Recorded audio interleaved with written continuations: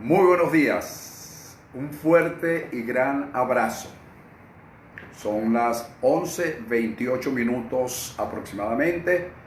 Dentro de un par de minutos estaremos dando inicio al tema de hoy.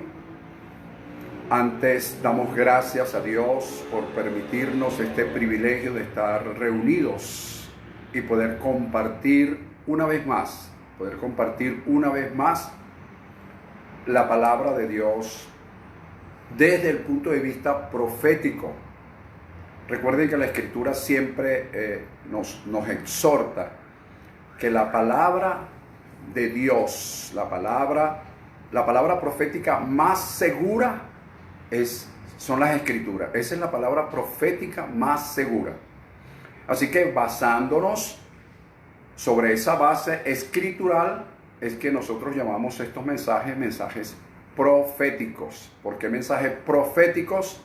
Porque son mensajes basados en lo que Dios ha establecido,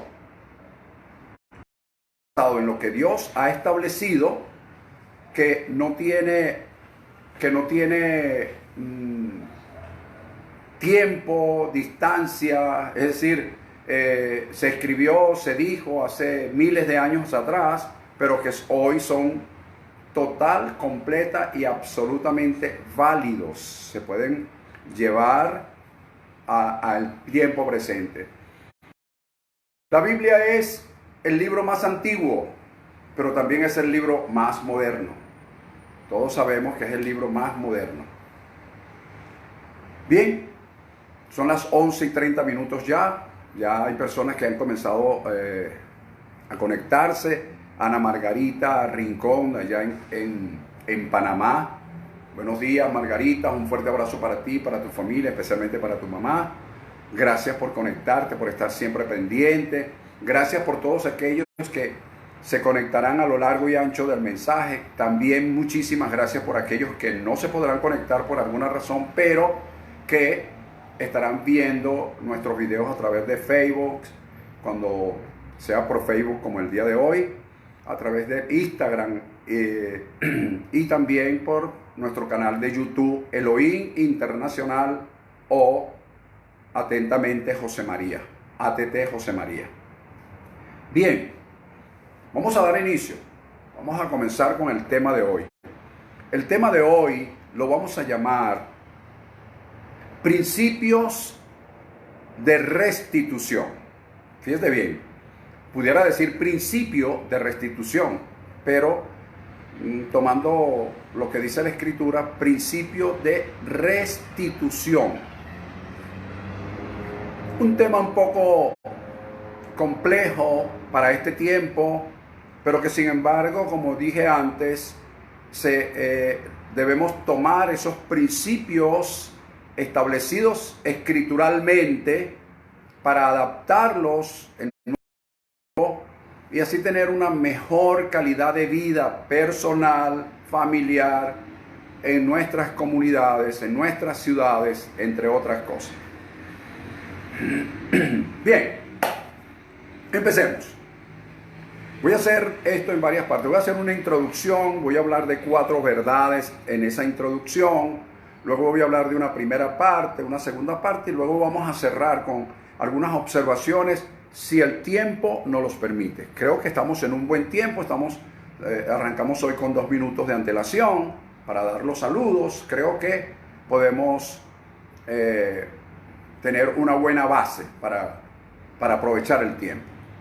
Fíjense, la primera verdad que quiero establecer el día de hoy es, sin duda alguna, sin duda alguna, que nuestro Dios ha llamado a los hombres íntegros, entiéndase la palabra, hombres y mujeres, por supuesto, íntegros, para que en tiempos difíciles prosperen y en tiempos de escasez íntegros tengan abundancia. Es un principio establecido en el libro de los Salmos, capítulo 37, versículos 18 y 19. Allí está establecido. Para un mejor entendimiento, les recomiendo leer la Nueva Versión Internacional. En la nueva versión internacional está mucho más claro. Ese es un pacto de fidelidad que Dios tiene con los hombres y mujeres íntegros. Voy a decir hombres, porque la palabra hombres en el griego es la palabra antropos, que incluye al hombre y a la mujer. Entonces, el plan, el propósito está claro de que Dios quiere en este tiempo, con los hombres íntegros, que estos prosperen en tiempos difíciles para marcar una diferencia. No es para prosperar y lucirnos que hemos prosperado, no, es para marcar una diferencia y para que esa prosperidad sea usado para glorificar el nombre de nuestro Dios. Por eso Él habla claramente que es con los hombres íntegros, a personas que no se quiebran, que se mantienen intactos indistintamente de cuál sea la circunstancia política, social, económica, epidemiológica, indistintamente. Por eso habla de integridad. Por eso el pacto es con los hombres íntegros. No es para que personas agarren el texto bíblico y comiencen a confesar, confiésalo. No. Tienes que revisar, el primer requisito sine qua non es que tú seas íntegro. Tú tienes que saber si lo eres o no.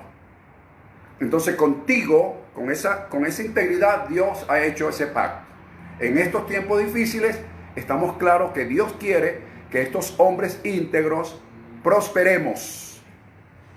En segundo lugar, en esta introducción, el Salmo 33, versículo 12, establece lo siguiente: bienaventurada la nación cuyo Dios es el Señor, es el Adonai, es el Hashem, es el Abba Olam, el Padre Eterno, como ustedes lo quieran ver, es el Elohim. Bienaventurada la nación cuyo Dios es el Señor. Está hablando de la nación, entiéndase, la nación. Pudiéramos hoy decir, en vez de poner nación, bienaventurada Venezuela. Y el que esté en Portugal diga Portugal, el que esté en Francia diga Francia, el que esté en España, España, el que esté en Panamá, Panamá. Pero me refiero es bienaventurada Venezuela. Condición sine qua non es el Señor. No se te olvide que vamos a estar tocando ese texto a lo largo del mensaje. Ahora bien, ¿qué significa bienaventurado? Desde el pensamiento griego, porque desde el pensamiento eclesiástico que nos han enseñado es ser 3 veces feliz. Pero en el pensamiento griego, la palabra bienaventurado es vivir en un increíble estado de bienestar, satisfacción y contentamiento, por encima, prevaleciendo sobre las preocupaciones del común denominador de la gente. Y si estamos hablando de una nación, diríamos que es vivir en un estado increíble de bienestar, contentamiento y satisfacción por encima de las preocupaciones de las naciones comunes. En lo que se preocupan las naciones comunes, un país bienaventurado no estaría preocupado. Hoy los científicos se están arrancando los pelos, por así decirlo, para encontrar el antídoto contra el virus que actualmente ataca a la humanidad. ¿Ves? Una bienaventurada estaría por encima de esas preocupaciones. Ya tendría el antídoto en sus manos. Como es el caso que se está estudiando de Israel, por ejemplo. Ahí le dejo eso. Ahora bien, nos preguntamos, estoy hablando en la introducción, nos preguntamos por las riquezas que este país llamado Venezuela tiene desde el suelo, las riquezas en el reino animal, vegetal, mineral, en petróleo, en oro, en minerales de todos los tipos. Es para que Venezuela esté en las condiciones en que está. ¿O es que ha sucedido algo no tan solo con el gobierno de turno, sino con los gobiernos anteriores que han agarrado al país y por una mala administración pública y el tesoro de la nación se ha ido abajo? Y los venezolanos viven en un estado deplorable. ¿Por qué? Si somos una nación bienaventurada, si somos una nación que entramos en ese periodo porque Dios nos hizo cabeza de las naciones. Venezuela está situada geográficamente en la cabeza, en el norte de la América del Sur, pero si usted revisa el mapa, sobre ella no hay sino mar. Es decir, que Venezuela es cabeza de las naciones. Porque hoy Venezuela está siendo objeto de oprobio en las naciones y por las naciones. Bienaventurada la nación cuyo Dios es el Señor. No se te olvide. Ahora bien, como número 3, ya te dije, la número 1 es que lo que Dios quiere con nosotros. La número 2 es lo que establece Dios, que las naciones, que bienaventurada la nación cuyo Dios sea el Señor. Como número 3, está claro, oído a esto sí es importante. Bueno, todo es importante, pero esto, préstale atención. Está claro que Dios no salva a una nación, a una ciudad, a un pueblo por el arrepentimiento. Entiéndase arrepentimiento, el cambio de estructuras mentales, el cambio de actitud. Entiéndase arrepentimiento por un cambio mental, un cambio de actitud, un cambio de actuar. Dios no salva a esa nación por el arrepentimiento, el cambio de pensar y de actuar de la nación o el 100% de sus conciudadanos. Eso lo podemos leer de Génesis a Apocalipsis, con excepción, entre comillas, porque alguien me puede decir por allí, bueno, pero Dios salvó a Nínive y ahí se arrepintieron todos, hasta el gato. Sí, cierto, iba a hablar de esa excepción, pero se salvó momentáneamente, porque 150 años después, por medio de 150 años después, Nínive fue destruida. Pero bueno, eso no viene al caso, estoy hablando de esto. Entonces, ¿qué pasa? Que Dios salva a una nación por su remanente, por un remanente que está dentro de esa nación, no por el conglomerado. El conglomerado es y seguirá siendo ese conglomerado, el que le dice que brinquen y brincan, los que dicen que aplauden y aplauden. Ese conglomerado, inclusive en las iglesias se ve, dale un aplauso al Señor, y todo el mundo comienza a aplaudir.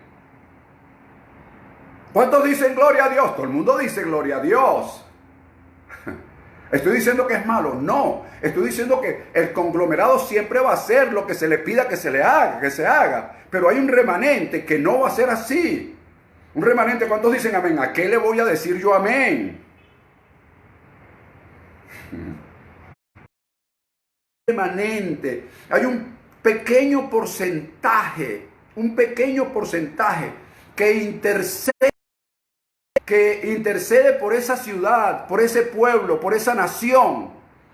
Un pequeño remanente que fue bendecido, escogido, elegido, introducido en el propósito eterno de Dios, predestinado, conocido por Dios, justificado. Ese pequeño remanente es el que tiene la responsabilidad, no porque se lo haya impuesto Dios o alguien se lo haya impuesto, sino que es algo que nace en ese remanente para interceder por su ciudad, por su pueblo, por su nación.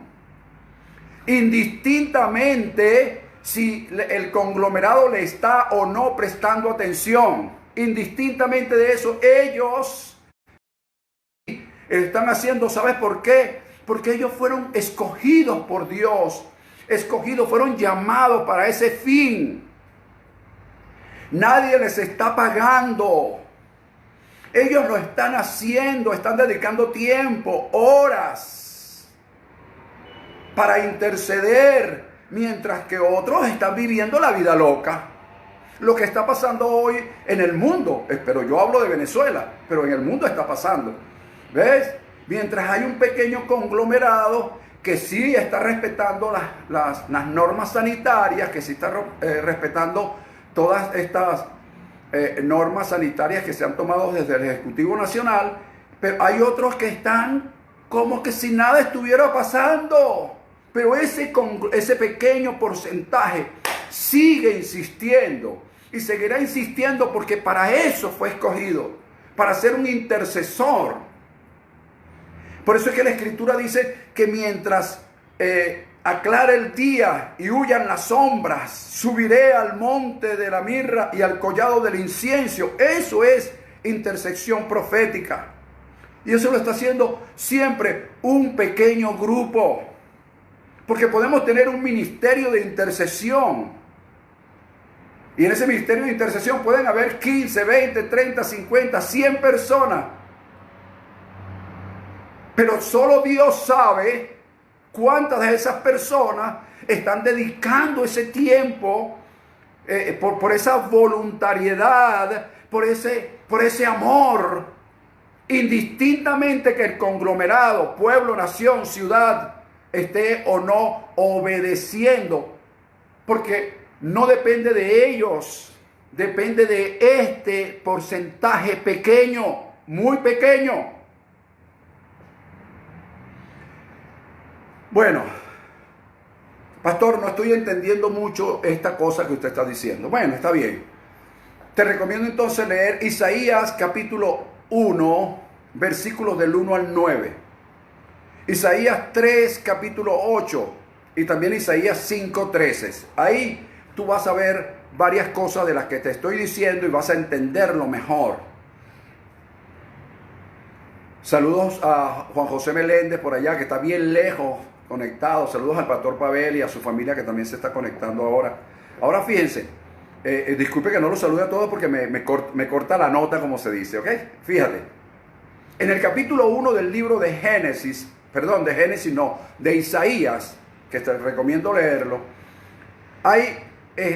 Dios se hace referencia, oído, el profeta Isaías hace referencia, oído a esto, Dios a través del profeta Isaías, para no meter Isaías, el profeta Isaías, dirigido por Dios, les habla, oído, al pueblo, pero especialmente a sus líderes políticos y religiosos de la época. Dice, lo vas a leer en el capítulo 1, versículo del 1 al 9, vas a leer eso. Lo vas a leer también en 3, 2, 8 y 3, 15, 3, 13. Ok.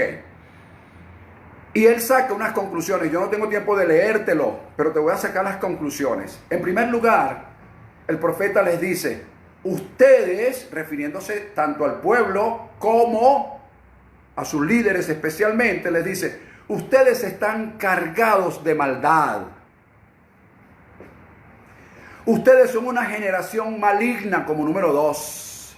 Como número 3 le dice, son una generación depravada.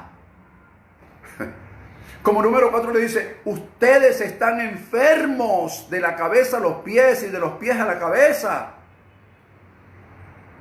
Ustedes, como número 5 le dice, ustedes no tienen nada sano. Ustedes están malheridos, número 6. Y en el número 7 es impactante porque dice, ustedes están sin cura, sin vendajes, y sus heridas no han sido suavizadas con aceite. Wow, cuando tú lees eso, esas 7 características de cómo estaba el pueblo y principalmente sus líderes, tanto religiosos como políticos de esa época, les está diciendo, oye, ustedes, por la última parte le dice, oye, ustedes están prácticamente desahuciados. Ustedes no tienen remedio. Ustedes no tienen oportunidad de arrepentimiento. Ustedes no tienen chance de cambiar su manera de pensar, su manera de vivir. Ustedes nacieron con un estigma maligno, que todo lo que tocan lo echan. Son como una maldición para los países. son como unas langostas que todos los destruyen a su paso. Oye, el profeta Isaías hablando de esa forma. Léalo, capítulo 1.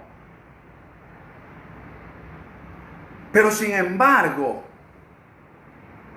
entonces, fíjate bien que le está hablando, primero le habla al pueblo y a sus líderes políticos y religiosos y le da esta descripción. Y por esa razón, porque así como es la cabeza, así será el pueblo, así como por esa razón, Judá, que en ese tiempo era Judá, que en este tiempo es Venezuela, porque proféticamente y simbólicamente hemos dicho que la Judá de ayer es la Venezuela de hoy. Le dice, por esa razón,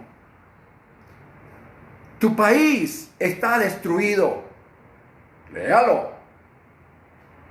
Tu país está destruido. ¿Está destruido en qué forma? Porque la gente piensa que una destrucción es un terremoto porque se cae un edificio, se caen 2 edificios, 3 edificios. No. Hay una destrucción moral, ética. Hay destrucción profesional. Se ha perdido la ética profesional en todos los gremios. Hay una destrucción de ética, hay una destrucción moral en el pueblo. Tus ciudades están a fuego, están a punto de ser calcinadas.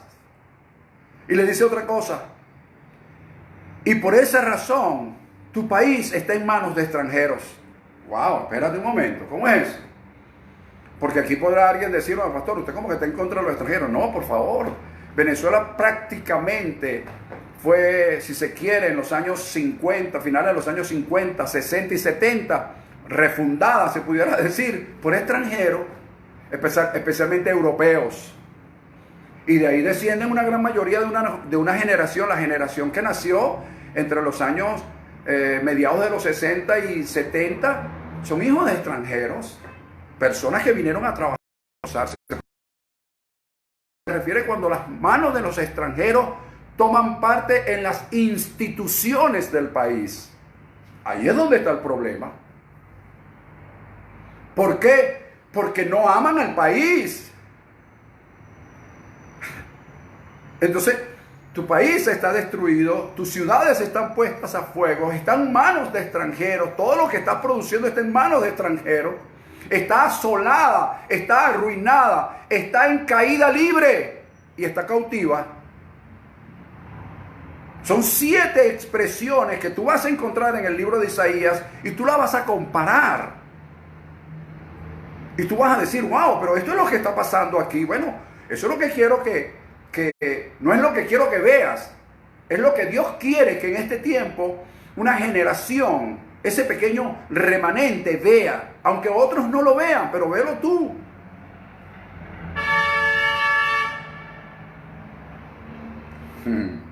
Ahora bien, como número 4 de esta introducción, en medio de esta situación, déjame mirarla ahora, ok, vamos bien. En medio de esta situación, oído, en medio de esta situación, vino una palabra profética, el profeta Isaías, en el versículo 9 exactamente, del capítulo 1, lógico. Y dice, si el Señor no nos hubiera oído, si el Señor no nos hubiera dejado un resto pequeño, mira la expresión que usa el profeta. Si el Señor no nos hubiese dejado un resto pequeño, ¿te das cuenta? Un resto pequeño, como Sodoma y Gomorra seríamos semejantes. Es decir, el profeta compara que Judá de ese tiempo pudo haberse convertido en una Sodoma y Gomorra, y todos conocemos la historia de Sodoma y Gomorra. Pudo haberse convertido en una Sodoma y Gomorra si no existiera en ese país, y hoy aquí en Venezuela, no existiera ese resto pequeño, ese remanente que fue escogido por gracia. No es que yo quiero formar parte del remanente. Por favor, pastor, ¿a dónde tengo que anotarme? No. Aquí no estamos buscando miembros. Aquí no se trata de una organización, una red apostólica, una red profética donde vamos a anotar tu nombre. No. Esto es algo netamente espiritual y que se hace por consenso espiritual y que solo lo hace Dios y que Él solo sabe quiénes son los que forman parte de ese resto pequeño. Entonces ese resto pequeño es el que tiene un trabajo arduo que hacer, pero ellos solamente lo saben, no son cargas impuestas, es algo total y absolutamente voluntario. Ahora bien, hubo una pequeña interrupción, pero vamos a continuar. Fíjate, ¿qué pasó con Sodoma y Gomorra? Gomorra era una ciudad pervertida, tenían estas 7 características, estaban cargados de maldad, una generación maligna, depravada, enferma, no tenían ningún tipo no tenían nada sano y estaban totalmente depravados, por así decirlo. Y Dios decidió, voy a acabar con esa ciudad por intervención divina, Pero antes de acabar con la ciudad se presentó un intercesor, ¿te das cuenta? Nadie lo llamó. Nadie lo llamó por teléfono. Oh, Abraham, por favor, necesitamos interceder por Venezuela. Vamos a reunirnos en la Plaza Caracas. No lo llamaron. A él nadie lo llamó, sino que él mismo voluntariamente se asomó y le dijo a Dios, espérate un momento, ¿destruirás al justo con el impío? Y Dios le dijo, no, tú sabes que yo no soy así, Abraham, ¿qué te pasa?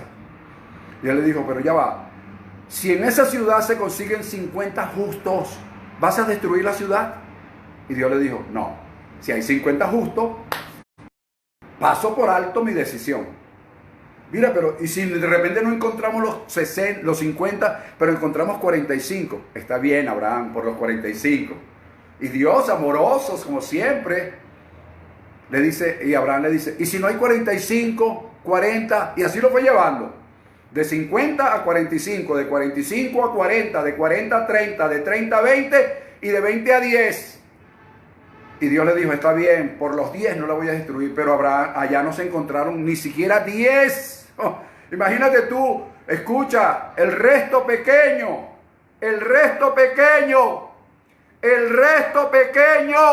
en Sodoma y Gomorra no llegaron ni a 10. No llegaron a 10, porque de lo contrario la ciudad no hubiese sido destruida. Entonces, pero Dios tuvo, por así decirlo, la palabra que se usaba en el Antiguo Testamentario, tuvo misericordia del sobrino de Abraham, llamado Lot, de su esposa y de sus 2 hijas. O sea, quiso salvar la familia completa, pero la familia completa se quiso quedar en el bonche, en las fiestas COVID, así las llaman ahora. Entonces, ellos se quisieron quedar en las fiestas COVID. Bueno, está bien, pero salieron los otros. Lo que haya sucedido con esas 4 personas después, eso es harina de otro costal. Lo que estamos hablando es que esas 4 personas fueron extraídas porque la ciudad iba a ser destruida. Y todos conocemos el resto de la historia. Ahora bien,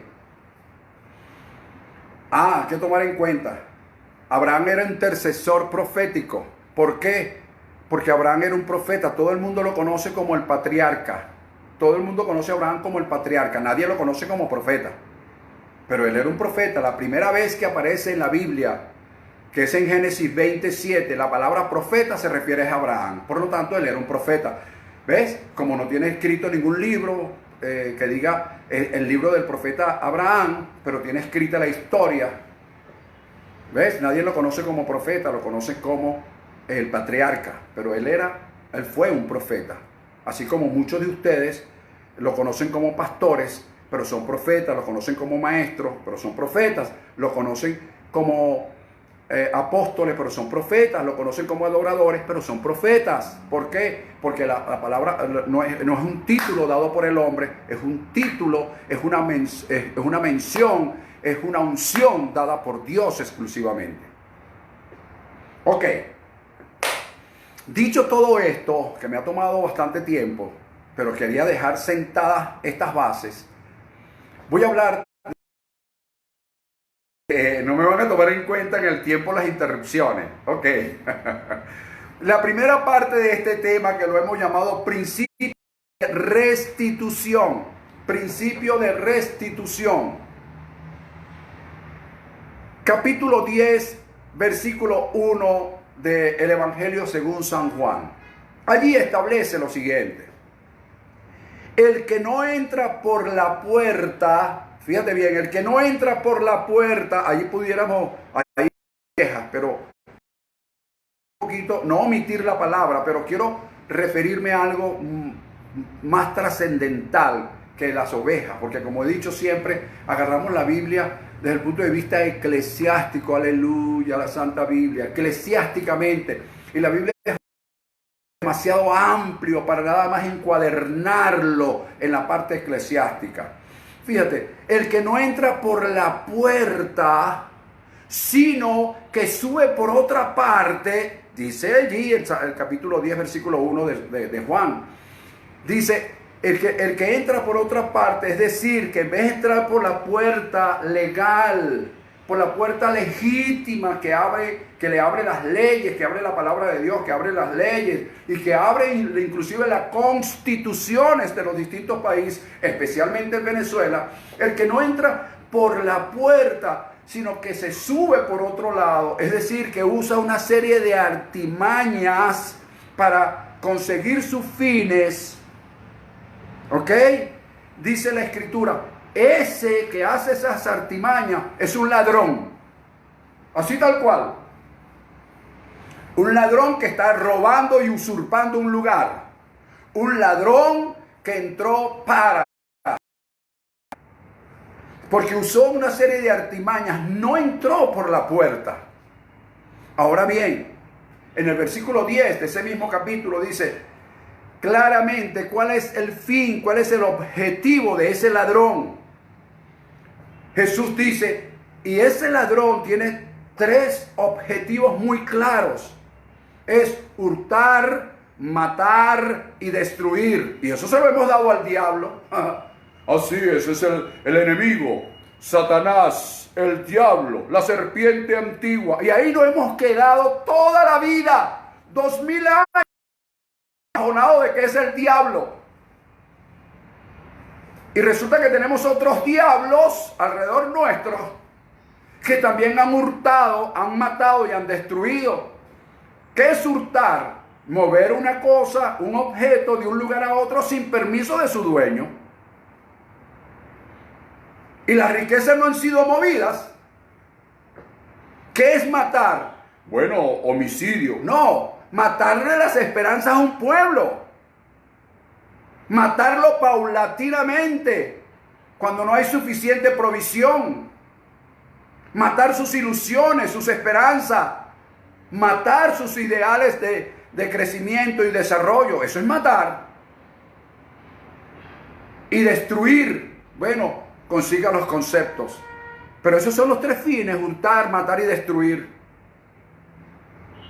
Pero Jesús dice, pero yo he venido, y recuerde que Jesús fue la palabra encarnada, hoy es la palabra revelada, pero en ese tiempo era Jesús la palabra encarnada. Él dijo, yo he venido para darles vida.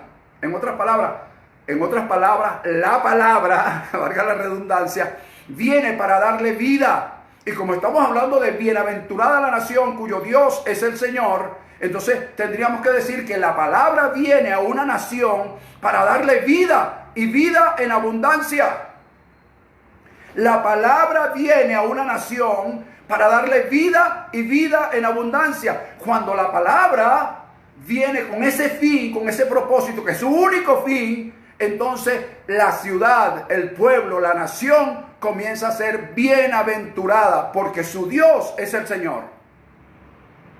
¿Ves? Aquí hemos dicho en N cantidad de veces que Jesucristo es el Señor de Venezuela. Pero ciertamente Jesucristo es el Señor de Venezuela, o María Leonza, o el negro Felipe, o el indio Guaycaipuro, o los babalaos. ¿Quién es el Señor de Venezuela? ¿Ves? Pero nosotros decimos que Jesucristo es el Señor de Venezuela. Ahora, lo que yo sí garantizo es que Jesucristo es el Señor de ese resto pequeño. Y ese resto pequeño tiene que representar a su país. Pero estamos esperando irnos para el cielo. No, que se termine esto.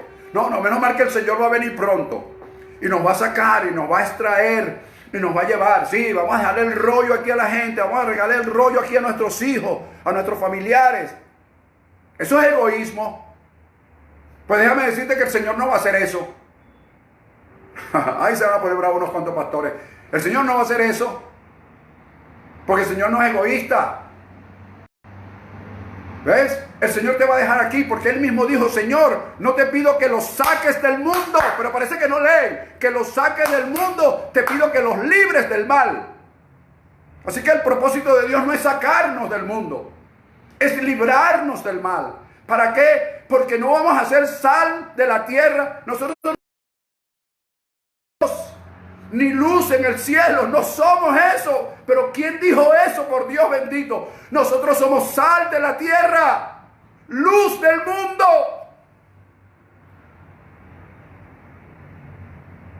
La luz no va a terminar las tinieblas, pero va a resplandecer sobre ellas. No va a sazonar el mundo entero, pero por lo menos la gente va a saber que hay sal y que la puede usar cuando quiera. ¿Lo ves? Hemos equivocado el mensaje. Y estamos predicándole a la gente para llevárnoslos para el cielo. Tierra que vive en su infierno. No, vamos a darle una palabra de esperanzas aquí en la tierra. Pero vamos a descubrir al ladrón. Al ladrón que vino a hurtar, a matar y a destruir. Vamos a descubrirlo. Ay, ya yo lo descubrí porque yo estuve en un instituto bíblico que me enseñaron que era el diablo. Bueno, quédate con tu diablo tú. Y vamos a descubrirlo nosotros. Le hablo al resto pequeño. Despierten al resto pequeño, ese remanente que habla el libro de Isaías. Ahora bien, vamos a la segunda parte de este mensaje porque está como bonito. En la segunda parte de este mensaje va a ser rapidito.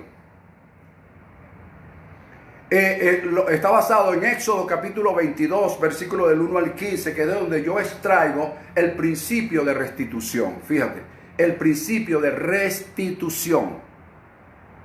El principio de restitución. Ahí habla de las leyes de restitución. Y el principio de restitución. El principio de restitución tiene como objetivo recuperar lo robado. Oído, resto pequeño, oído. El principio de restitución tiene como finalidad, como propósito, como objetivo recuperar lo perdido y que sea indemnizado por el ladrón. Es decir, que todo lo que se le ha robado a Venezuela será restituido y pagarán la indemnización que estableció Dios en su palabra. Y porque así Dios ha querido y quiere hacer, y nosotros como resto pequeño le estamos diciendo: sí, Señor, quiero que lo seas el Dios para que esta nación pueda ser bienaventurada. ¿Por qué? Porque está establecido en el Salmo 33, versículo 12. Bienaventurada la nación cuyo Dios es el Señor. Pero es que la nación no lo quiere recibir como Señor. No importa, Él no deja de ser Señor. Pero es que los reyes del mundo no lo reconocen como rey. No importa, Él no deja de ser rey. Es que aquí no se trata de que si lo reconoces o no lo reconoces. Él lo hará porque Él lo dijo. Y todo lo que Él dice lo cumple. Entonces, en este principio de restitución, señores, capítulo 22, versículo del 1 al 15, léalo por favor, del libro de Éxodo. Hay una forma de restituir. Primero hay que indemnizar por parte del ladrón. Pero ¿qué hay que hacer? Yo te voy a decir lo que hay que hacer ahora para que eso pueda ser indemnizado. En primer lugar, ¿qué hay que hacer? Identificar al ladrón. ¿Ah? Vamos a identificarlo. Ay, ¿cómo hacemos? Tenemos que hacer una pesquisa. Tenemos que hacer una investigación ardua, criminalística. No, papá, tú no tienes que hacer nada de eso. Pero si el ladrón está claramente identificado, son los sistemas políticos y religiosos pervertidos, perversos. El sistema perverso, tanto político que ha pervertido la nación. ¿O es que tú no has leído que aquí se han hecho extracciones de nuestros minerales, de nuestro petróleo? ¿Ah? ¿No has leído de las expropiaciones de tierras que eran productivas y ahora son improductivas, llenas de monte y culebra? ¿O no has leído, no te has dado cuenta que el aparato productivo de nuestro país, lo que antes producíamos por toneladas, ahora lo importamos? Entonces quiere decir que ya yo identifiqué al ladrón. Ya está identificado. Es un sistema perverso.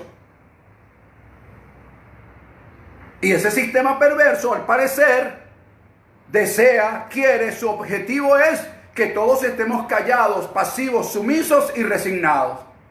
Y lo está consiguiendo con el gran conglomerado. Están callados, pasivos y están resignados. Habla con la gente. Habla con la gente. Revisa los mensajes que hay en Facebook para que veas a la gente y decir, bueno, aquí estamos. No queda de otra. Así oyes a la gente hablando. No queda de otra. Fíjate, detente por un momento, párate en un sitio y comienza a ver a la gente caminando para que tú veas que unos van caminando así desesperados como si le hubieran puesto una inyección que los empujara y otros van caminando así como que si tuvieran... Pregúntales cómo están para que tú veas. ¿Cómo vamos a estar aquí aguantando la pela? La gente se resignó.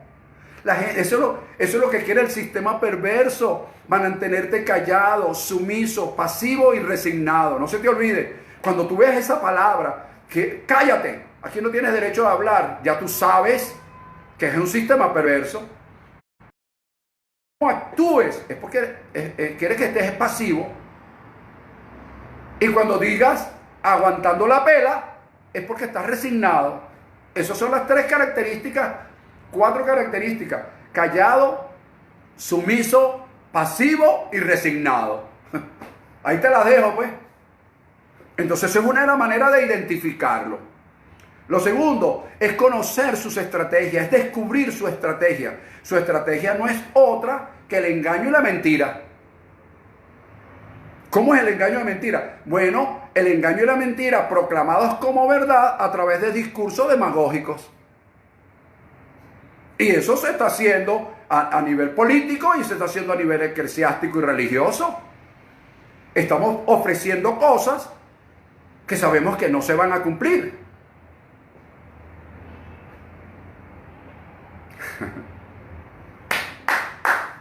Lo tercero es saber que también dentro de esos discursos hay palabras intimidatorias con el fin de infundirte miedo para que entres en el grupo de los callados, de los sumisos, de los pasivos y de los resignados.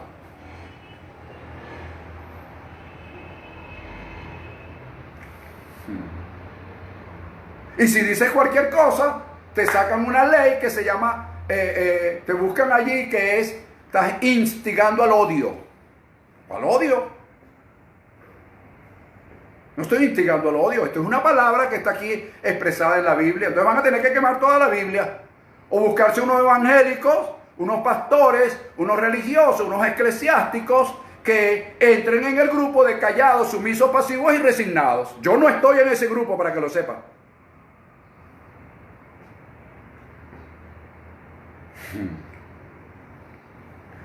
Lo cuarto es que lo que está establecido, según lo establecido por Dios, la restitución o el principio de restitución es un hecho, es una verdad. El principio de la restitución. ¿Cómo va a ser? Yo voy a intentar explicártelo. ¿Cuándo va a ser? Eso está en la sola potestad de nuestro Dios, porque Él vive en eternidad y nosotros en tiempo. Él nunca se pregunta cuándo. Nosotros somos los que la pasamos como la canción, dime cuándo tú vendrás, dime cuándo. Nosotros somos los que nos pasamos con esa canción, pero Dios no, porque Él vive en eternidad. Fíjate, allí en el versículo 1 del capítulo 22 de Éxodo dice que eso iba a depender de lo robado. Fíjate, el que se robaba un buey, la restitución eran 5 bueyes, uno robado. Es decir, me tienes que devolver el 500% de lo robado. ¿Oído, ladrones? En segundo lugar, si eran ovejas, tenías que devolver 4 ovejas por cada oveja. Es decir, el 400%. Y si tú sigues leyendo, te vas a dar cuenta que el mínimo que tenía que devolver era el doble. Es decir, el 100%. ¿Ves? Eso fue en aquella época, Éxodo capítulo 22, tiempo de Moisés. Claro, era una época rural, una época agropecuaria, que lo que se producía era animales y lo que se producía también era verduras, hortalizas, etc. Pero un poco más adelante, en el tiempo del señor Salomón, pasado ya unos cuantos miles de años, el versículo 31 del capítulo 6 de Proverbios, para que lo leas, dice que si robaba algo, fuera lo que fuera, especialmente dinero en aquel entonces, ¿ok? Es decir, que extrajeran el dinero venezolano y lo colocaran en cuentas en el exterior. ¿Ves? Allí dice Proverbios 6:31, viste que no lo estoy inventando. Está allí en la máxima autoridad que hay sobre la tierra, que es la palabra de Dios. Lo que pasa es que no le hemos dado ese valor. Y ahí establece que el ladrón tenía que devolver 7 veces más lo robado. Es decir, el 700%. Imagínate, por cada 100 bolívares me tendrías que devolver 700 al país, según la ley de restitución, ley establecida por Dios que está por encima de cualquier ley. Por supuesto, ahí alguien está pensando, oye, eso sería maravilloso, pero eso es, claro, porque somos un poco de incrédulos, un poco de personas que estamos predicando que otros crean lo que tú no crees. Yo sí lo creo. Formo parte de ese resto pequeño. Allí dice que tendría que devolver el 700% y no se queda allí. La versión popular dice dar todo cuanto tenga. Aparte de devolverlo el 700%, vas a devolver lo que tienes: carro, casa, muebles, todo. Pero la versión Reina Valera también lo dice. La Reina Valera, el haber de su casa, y todos sabemos en términos contables lo que significa el deber y el haber. Todo lo que logró, entre comillas, el 700% y todo el haber de su casa, es decir, todas las propiedades malavidas, porque es ley, no se te olvide. Es un principio establecido por Dios llamado ley de restitución. Capítulo 22 del libro de los libros, de la constitución de la palabra de Dios.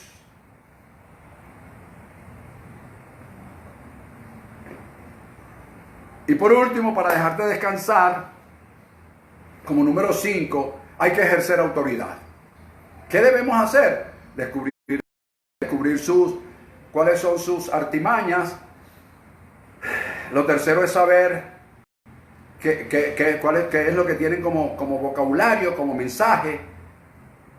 que Dios ha establecido una ley de restitución. Y por último, ese pequeño grupo, le hablo a ese resto pequeño que habló el profeta Isaías, a ese resto pequeño.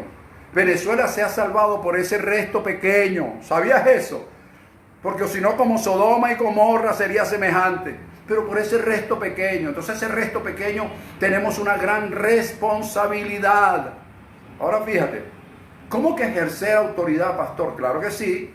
El capítulo 18, versículo 18 del libro de Mateo dice que ahí Dios nos dio la autoridad para atar y desatar. Todo lo que atáramos aquí en la tierra será atado en el cielo. Todo lo que desatáramos aquí será atado en el cielo. Será desatado. Entonces, cada uno de nosotros debemos aprender a desatar. Hemos utilizado ese texto, ¿sabes para qué? Para atar demonios. Y los demonios andan sueltos. ¿Ves? Y agarramos los púlpitos para decir, atamos al diablo, al demonio del adulterio. Y cada día hay más adulterio. Y el demonio de la fornicación. Y cada día hay más demonios de fornicación. Señores, ¿sabes por qué? Porque nos hemos dirigido a cosas místicas. Cuando hay que atar, identificar plenamente quiénes son y quiénes no son. Y con nombre y apellido, atarlos. Inmovilizarlos, enmudecerlos, y al hacerlo, aquí en la tierra será hecho en el cielo. Para el próximo mensaje estaremos hablando de qué desatar y cómo desatar, pero tenemos que ejercer autoridad. Entonces, rápidamente, te he hablado de cosas bien importantes el día de hoy. Primero te hice una introducción hablándote de 4 cosas bien interesantes. Te hablé de una primera parte basada en el capítulo 10 del libro de Juan. Luego pasamos a una segunda parte basada en Éxodo, capítulo del 1 al 5, donde está el principio de restitución, y así se llama este mensaje. Principios de restitución.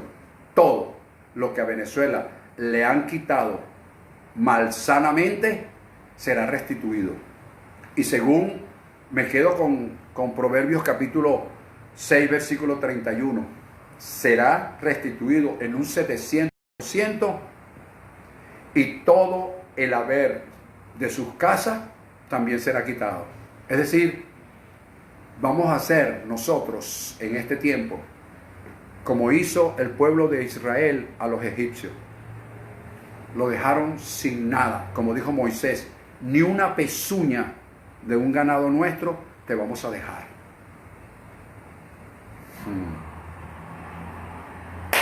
¿Cuándo va a suceder? Intervención divina. Damos gracias a nuestro Dios por permitirnos esta interacción que hemos tenido, un poco larga. Yo te he dicho en varias oportunidades, si te parece muy largo el tema, pues obsérvalo por partes. Gracias a cada una de las personas que pudieron conectarse. Gracias porque sé que serán agentes multiplicadores de esta palabra. Declaro muy bendecido. Declaro a la familia Ferreira, que siempre está ahí consecuente con nosotros, conectándose. A todos y cada uno de ustedes sean muy bendecidos. Declaro que la paz de Dios, que sobrepasa todo entendimiento, estará en tu vida, en la vida de tu familia. Recuerda esto: es creer, es confiar, es esperar, sin dejar de actuar en lo que se cree, en lo que se confía y en lo que se espera. Te tengo que decir algo más. Al venezolano, a las venezolanas también. ¿Sabes qué? Hay profeta en Venezuela. Hay profeta en Venezuela, y estos mensajes proféticos totalmente escriturales estarán saliendo a la luz, porque es el tiempo de mostrarnos, porque ya estuvimos bastante tiempo apartados y escondidos. Así que es tiempo de mostrarnos. Los declaro muy bendecidos. Reciban un fuerte y gran abrazo, y que esta palabra corra y sea glorificada. Bendecidos todos.